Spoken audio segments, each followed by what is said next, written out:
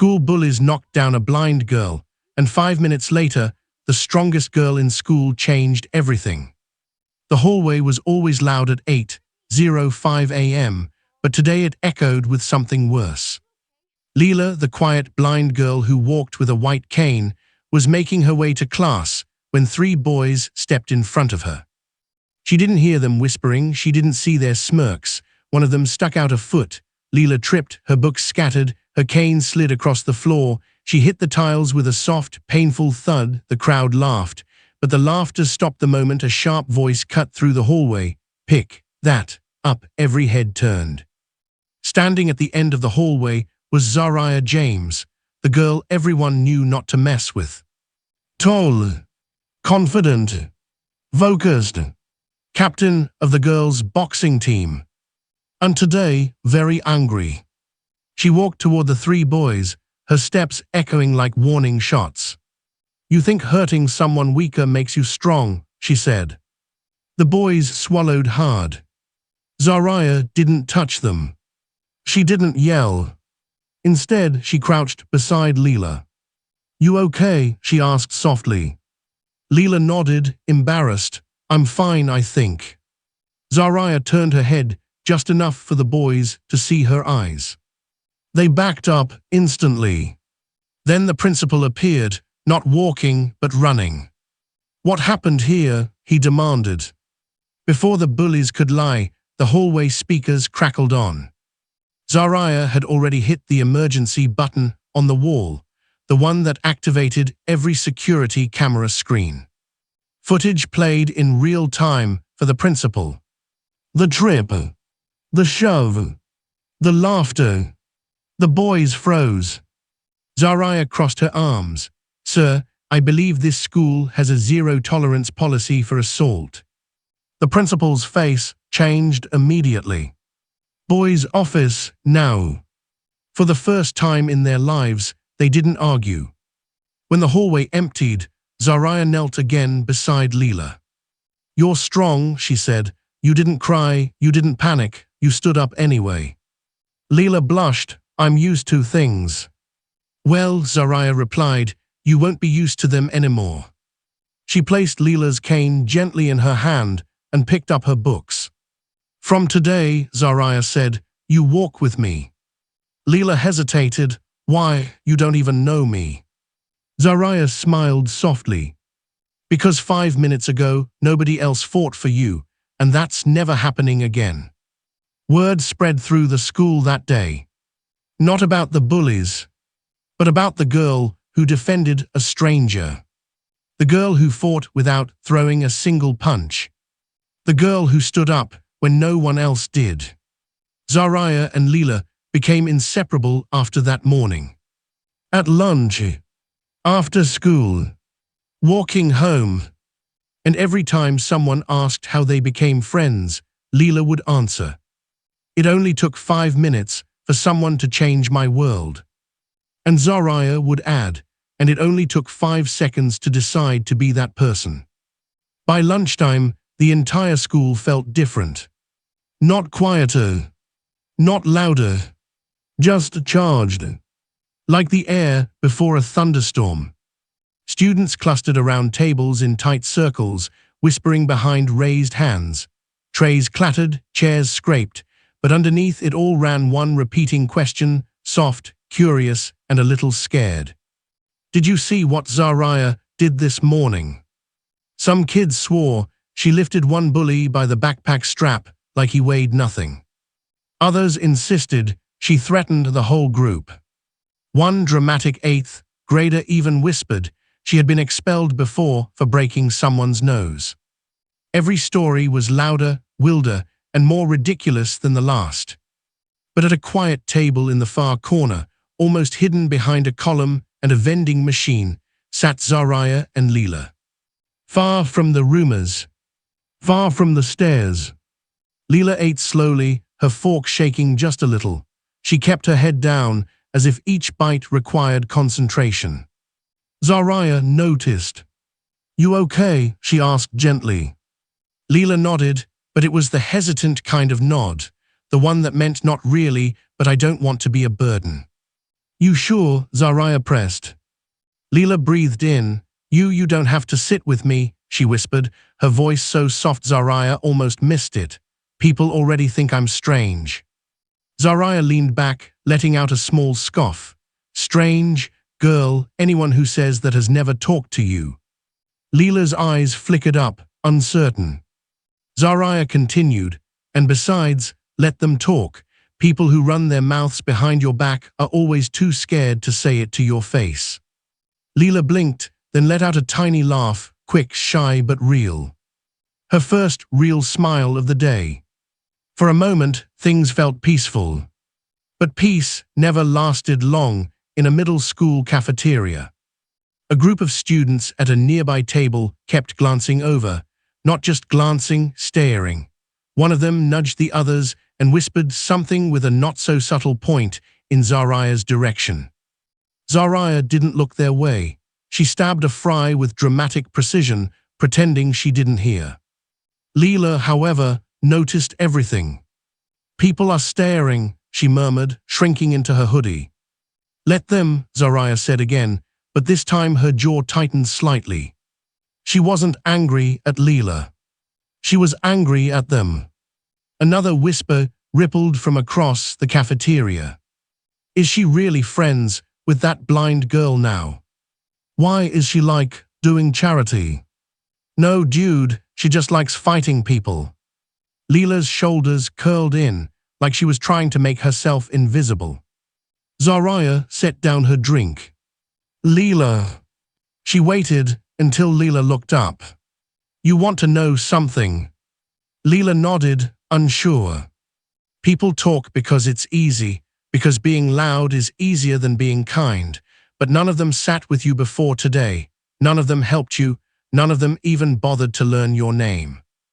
Leela swallowed, her eyes glistening but not with sadness, more like confusion. Gratitude felt foreign to her, like a gift she didn't know how to unwrap. But you did, Leela whispered. You helped me. Zariah shrugged, trying to play it cool. I didn't help you, I just did what any decent person should have done. Leela shook her head. Nobody else did. Zariah opened her mouth to respond, but a shadow fell over the table. A lunch tray slammed down. The noise echoed, sharp enough that even the nearby tables turned. 3 girls stood there, matching bracelets, matching ponytails, matching expressions of fake sweetness layered over curiosity. The leader spoke first. We just wanted to say, she dragged the words out, wow, big moment this morning. Zariah didn't answer. Leela stiffened. Another girl chimed in, yeah, you really went off, kinda dramatic but entertaining. The third girl added, everyone is talking about you, it's like you're the star of the school today. Zariah smirked, congrats on using your brain to form one whole sentence. The girl's smile vanished. Her friend stepped forward. Relax, we're not here to fight, we just want to know why you care so much about her. She tilted her chin toward Leela.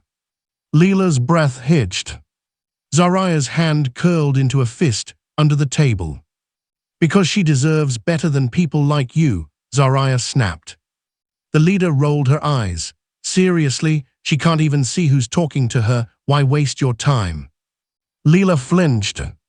That was enough. Zariah stood. Slowly. Deliberately. She didn't need to raise her voice. She didn't need to flex. She didn't need to threaten. She simply stepped closer and said, Get lost. The girls froze. Zariah wasn't loud. She wasn't violent. She wasn't even angry. But something in her voice made all 3 back up at the same time. They retreated, muttering weak insults that didn't land. When the cafeteria finally returned to normal noise, Zariah sat back down. She exhaled, long and slow.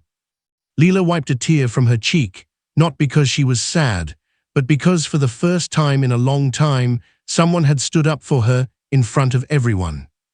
Zariah, she whispered, you didn't have to do that. Yes, Zariah replied softly, I did. Why? Zariah glanced at her, expression gentle.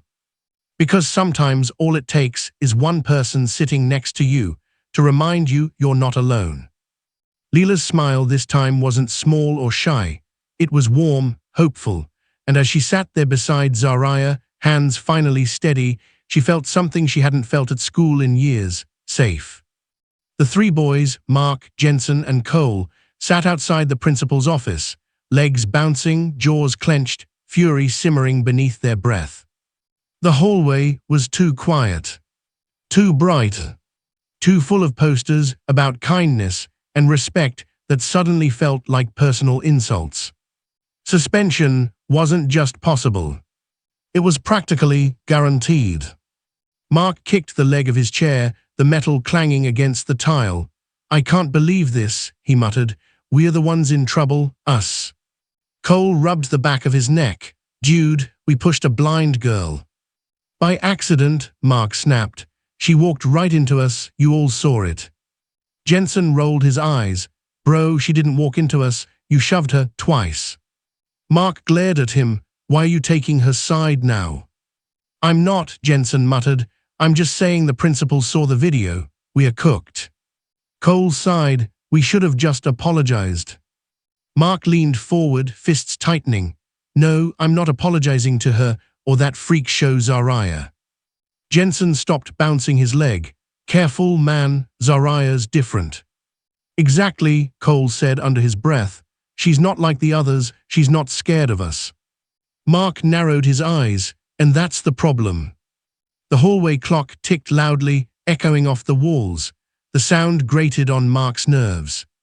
He leaned forward, lowering his voice so only Jensen and Cole could hear.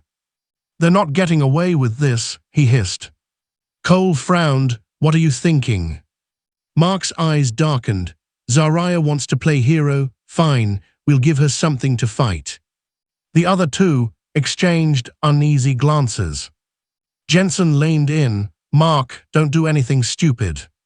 "Stupid?" Mark scoffed. "You think we're going to sit here and let some girl embarrass us in front of the entire school? No chance." Cole swallowed. "You saw the way she grabbed Jensen's arm this morning. She's strong, man." Jensen bristled. "She caught me off guard." "No," Cole whispered. "She crushed your wrist." Jensen rubbed the red mark still lingering on his skin. "Okay, not crushed, but yeah, she's tough." And Mark shot back, "You afraid?" Cole went quiet. Jensen didn't answer. Mark smirked. "Thought so." He leaned back, planning things in that twisted, calculating way only kids desperate to keep their reputation could. "We hit her where she's weakest," he said. "Not physically, that's too obvious." Cole frowned. "Then how?" Mark tapped the side of his head. "Use your brain, Cole. Everyone thinks she's some hero right now, a protector. So what happens if something bad happens to Leela?" The temperature in the hallway seemed to drop instantly. Jensen's eyes widened. "Dude, no, that's too far." Mark shrugged. "Relax, I'm not talking about hurting her." He paused, then added, "Not physically." Cole shook his head. "Mark, man, stop. This is getting messed up." Mark snapped. "You want to walk around school with everyone laughing at you, calling you a bully who got punked by a girl? I don't." Jensen's jaw locked. "No one's laughing." Mark pointed to a cluster of sixth graders walking past at the far end of the hallway. They whispered something, then giggled. Mark's face turned crimson. "See," he spat, "everyone is. We're a joke now." Cole leaned back against the wall, eyes drifting to the ceiling. "So what do you want to do?" Mark lowered his voice even more. "We separate Leela from Zariah, make her think Zariah betrayed her or ditched her, get her alone, then." "Then what?" Jensen cut in sharply. Mark smirked. "Then Zariah panics. She loses her cool, gets herself in trouble trying to save the day. Meanwhile, we sit back and watch her get suspended. Everyone wins." Cole paled. "Everyone except Leila." Mark shrugged. "She'll be fine." Jensen stared at him. "You don't know that." Mark leaned forward again, eyes hard. "Are you in or not?" Silence.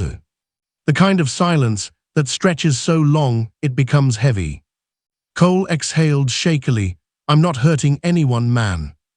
Good, Mark said. You won't have to. Ran a hand through his hair. This is stupid. Mark's voice turned icy. Then leave. Jensen hesitated, but didn't move. Mark smirked, knowing he'd won. That's when the office door opened. All three boys straightened immediately. The principal, a tall man with grey streaks in his beard and permanent exhaustion in his eyes, stood in the doorway, holding a tablet in his hand. He didn't call them in, not yet. He just looked at them, a heavy, knowing look, almost disappointed. You three, he said quietly. Inside now. They followed him into the office, trying to hide the nervousness creeping up their throats. What they didn't know was this. The hallway camera above them, small, dusty, forgotten, was still rolling. And the principal had been watching every word, every plan, every threat. As he closed the office door behind them, he sighed, long, tired, and sad. Some kids never learn, he muttered. And for the first time, the boys realized something they hadn't considered at all. Their revenge plan had already failed before it even began. The final bell rang, releasing a wave of students into the parking lot. Cars honked, kids shouted goodbyes across the asphalt, backpacks thumped against legs as everyone rushed toward freedom. But Zariah and Leela walked slower. Zariah carried Leela's books without being asked, keeping one step beside her like a silent shield. Leela's cane tapped softly against the pavement, the rhythmic click-click a steady echo in the noisy afternoon. Thanks for walking me, Leela murmured. You don't have to thank me, Zariah said. It's not a favor, it's just what friends do. Leela's cheeks warmed. Friends, she repeated softly, like she wasn't used to the word. They reached the sidewalk where parents lined up their cars, engines idling, windows down. A cool breeze carried the scent of cut grass and exhaust. Leela's mother wasn't there yet. They waited in a quiet spot away from the crowds, Zariah leaning against a lamppost, Leela standing beside her, clutching the strap of her bag. Zariah noticed the way Leela kept fidgeting. You okay? Leela hesitated. I'm just scared, not of you or today, just what happens next. Zariah exhaled slowly. Whatever happens next, we deal with it together. Leela smiled faintly. But before she could respond, footsteps approached. A gentle click of heels on pavement. Both girls turned. It was Ms. Reyes, the school guidance counselor, her long brown hair pulled into a neat bun, clipboard tucked under one arm, lanyard swaying as she walked. She had a warm, steady presence, the kind of adult who didn't pretend to care, she actually did. I've been looking for you too, she said, stopping in front of them.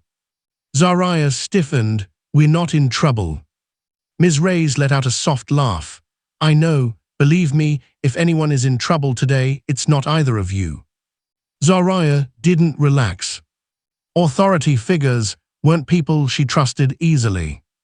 Ms. Reyes looked at Leela first. I heard what happened this morning and what happened in the cafeteria. I'm sorry you had to go through that. Leela nodded politely. Thank you, Ms. Reyes. Then the counselor turned to Zariah.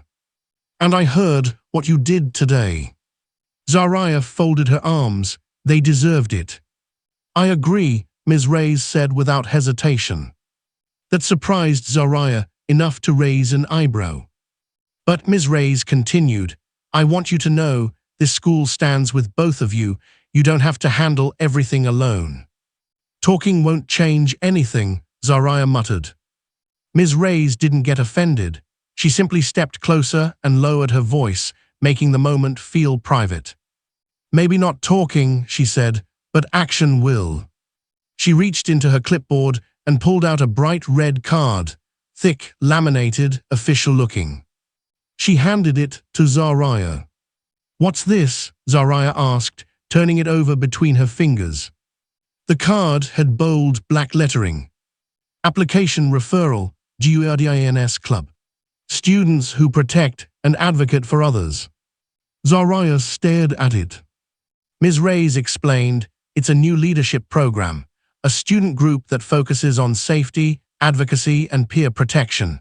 conflict de-escalation, reporting intimidation, supporting vulnerable students. So, like student bodyguards, Zariah asked. Ms. Reyes smiled. Maury, like student leaders with strength and compassion, you already do the job. I'd like you to do it officially. Zariah blinked. For the first time all day, she didn't know what to say. Leela turned toward her, wide-eyed. Zariah, that sounds perfect for you. Zariah shrugged, instinctively trying to hide the flicker of pride blooming in her chest. I don't know, I don't do clubs. Ms. Reyes stepped back, giving her space. This isn't a normal club. It's a group built for students like you, students who don't tolerate injustice and aren't afraid to stand up for others. Zariah stayed quiet. She wasn't used to being chosen for something. Especially not something good. Ms. Reyes added gently, you think what you did today was just anger, but it was leadership. Zariah looked down at the card again. Leader. Her. She wasn't sure she believed that. But Leela did. Leela reached out, touching the edge of the card with her fingertips, tracing the raised letters. You don't see yourself the way others do, she whispered, but I do, and today you made me feel safe. Zariah's throat tightened. Before she could speak, a car horn beeped twice. Leela's mother had arrived. A dark blue sedan pulled up beside the curb, window lowering to reveal a kind-looking woman with worried eyes. Leela, there you are, she called. Leela smiled, hi Mom.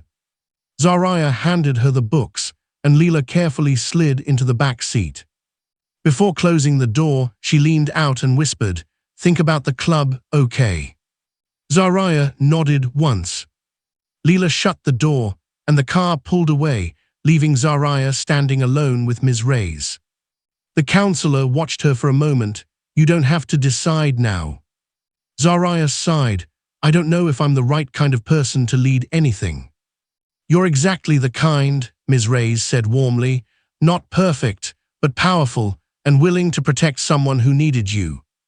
Zariah looked at the red card again, her reflection warping in the glossy surface. Ms. Reyes placed a gentle hand on her shoulder. The school needs someone like you, Leela needs someone like you, and believe it or not, other kids do too. She turned to leave. Oh, she added, glancing back with a knowing look, and whatever those boys think they're planning, don't worry, some cameras never stop recording. Zariah froze. Did Ms. Reyes know? How much? But the counselor just winked and walked away. Zariah stood alone under the fading afternoon sun, the red card warm in her hand. For the first time all day, for the first time in a long time, her chest felt light, surprised, unsure, hopeful. She slipped the card into her pocket. Maybe, just maybe, today wasn't only about defending someone. Maybe it was also the beginning of becoming someone. The next morning, the school hallways buzzed with the usual chaos. Lockers slamming, sneakers squeaking, rushed conversations filling every corner. But underneath the noise, something else lingered. A tension. A rumor. A warning. Everyone knew something was coming. And it started near the East Wing lockers.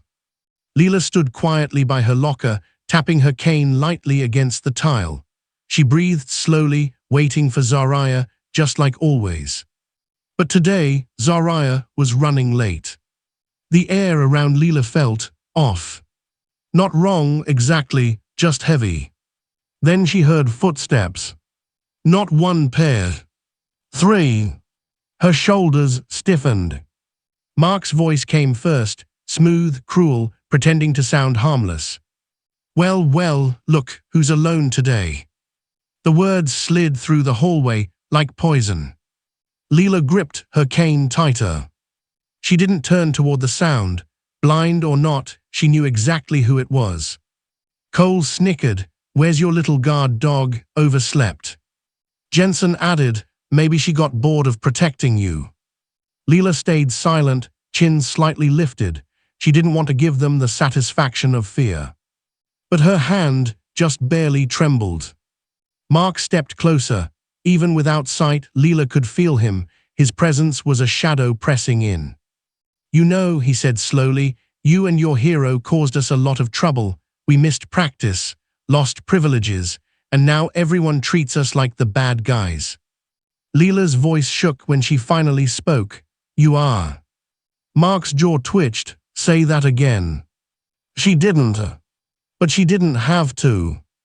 Because before Mark could take another step, a sharp beep cracked through the hallway, loud, piercing, unmistakable. Everyone flinched. Because everyone knew that sound. Zariah was there, standing behind the boys. One hand firmly pressed to the bright red emergency panel on the wall. Her stance was calm, her face emotionless, her voice steady as steel. "Back away from her." Mark spun around. "Are you serious right in?" "Beep, beep, beep." The alarm repeated as cameras pivoted toward the scene, tiny motors whirring to life above every locker. Flashing lights blinked along the ceiling. A teacher stepped out of a nearby classroom, startled. "What's going on?" Before she could finish, 2 more teachers emerged, then another. Students gathered, their voices rising with excitement, curiosity, fear. Zariah didn't move. She didn't shout. She didn't threaten. She simply kept her hand on the emergency button, eyes locked on Mark and his friends. "This is your last warning," she said softly. But soft didn't mean weak. It meant final. Jensen's face lost color. Cole swallowed hard. Mark tried to hold onto his bravado, but even he wasn't stupid enough to ignore the situation this time. Every camera in the hall was recording. Teachers were only steps away. And the hallway had gone so silent that even Leela could hear their breathing falter. "Boys," a deep voice echoed from the end of the corridor. Everyone turned. The principal approached, his footsteps slow, controlled, filled with authority that didn't need volume. He reached the group and stopped in front of Mark, Jensen, and Cole. He didn't look at Zariah. He didn't look at Leela. His eyes were fixed entirely on the boys. "Come with me." Mark started. "Sir, we were just..." "No," the principal said calmly, "you were not." He didn't raise his voice. He didn't need to. The hallway watched, wide-eyed, as the boys stood frozen. A security officer arrived seconds later, stepping beside the principal, arms crossed. The principal gestured slightly toward the cameras. "You boys seem to forget these don't sleep."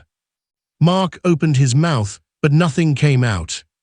This time, there was no story to twist. No lie to hide behind. No angle to escape from. They were caught. Fully, undeniably, permanently.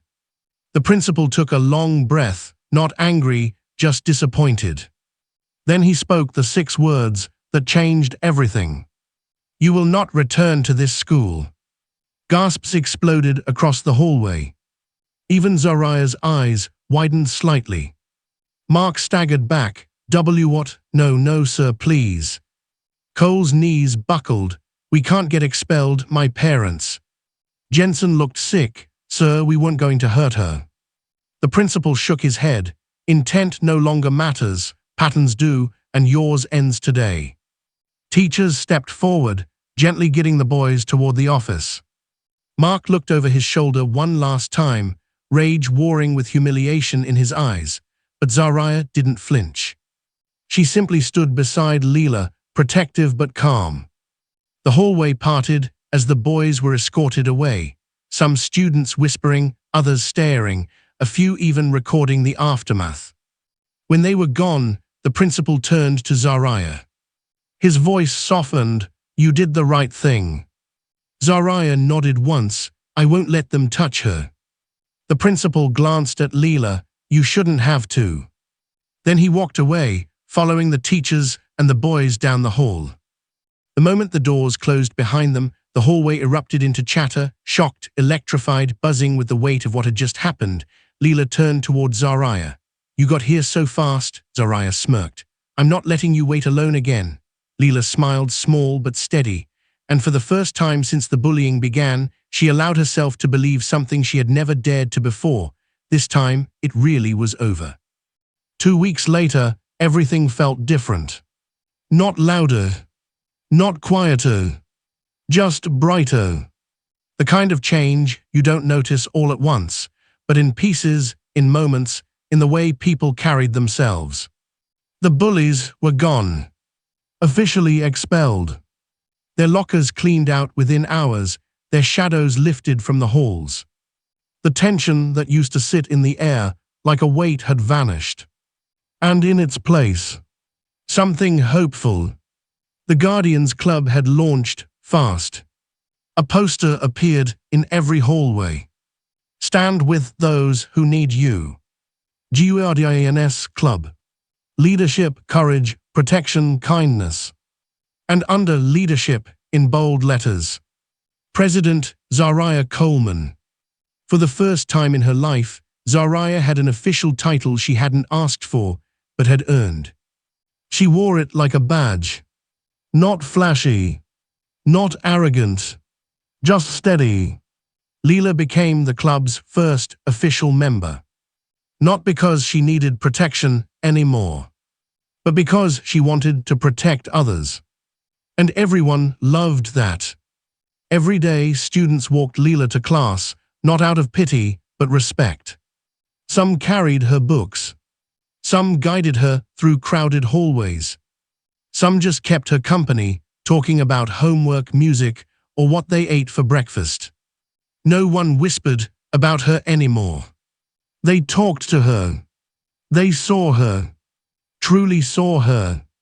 And every day, more kids joined the Guardians Club. Athletes, shy kids, honor students. Even teachers volunteered to help run after-school workshops. The school felt safer, not because there were guards everywhere, but because kindness had become louder than cruelty. Even the walls seemed brighter. One warm afternoon, Zariah and Leela walked together through the courtyard, their usual route after their last class. The courtyard was busy. Groups studying under the trees, kids tossing basketballs across the pavement, a couple of sixth graders sharing snacks near the fountain. Leela listened to everything, the laughter, the footsteps, the soft hum of the breeze through the leaves. She had learned to map the world with sound, and this world finally sounded peaceful. Zariah walked beside her, holding Leela's folder in one hand, her club badge clipped to her backpack. A few younger students waved at them. Zariah nodded back. Leela smiled. The kind of smile she didn't have 2 weeks ago. The kind that wasn't scared. After a moment of quiet, Leela spoke. Her voice was almost hesitant, like she wasn't sure if she should say it. Zariah, before you helped me, I always felt invisible. Zariah stopped walking. Her expression softened in a way she didn't let many people see. She nudged Leela's shoulder. Invisible, you, no way. Leela shook her head gently. It's true, people would brush past me, whisper about me, pretend I wasn't there, even teachers didn't always notice me. Zariah frowned. That's their fault, not yours. Leela continued, her voice steadier now. But when you helped me, everything changed. It was like you pulled me out of the shadows.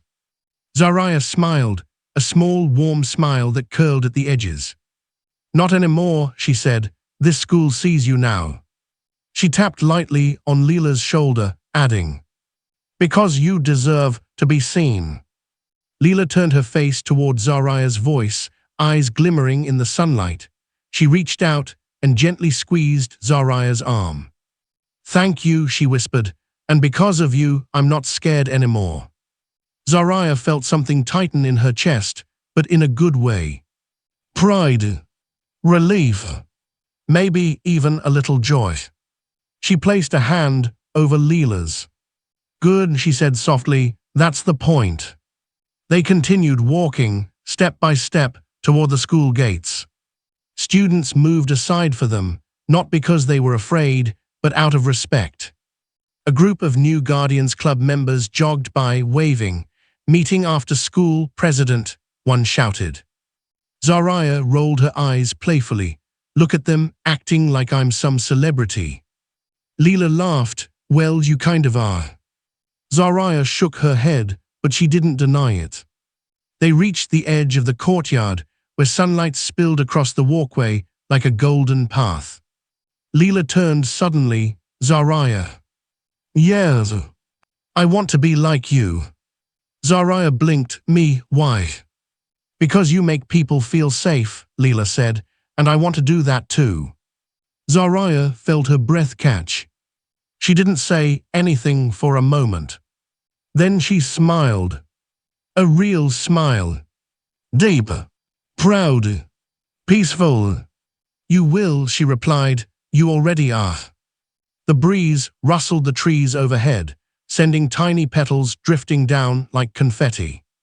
The courtyard was alive, buzzing with life and warmth. Students laughed, friends reunited, teachers waved from doorways. And in the middle of it all, two girls stood together, one who used to feel invisible, one who used to stand alone, now walking side by side, seen by everyone, feared by no one, and leading a change they never expected.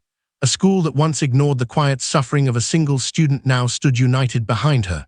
And maybe, just maybe, this was how real change always began, one act of bravery, one friendship, one school finally choosing to see.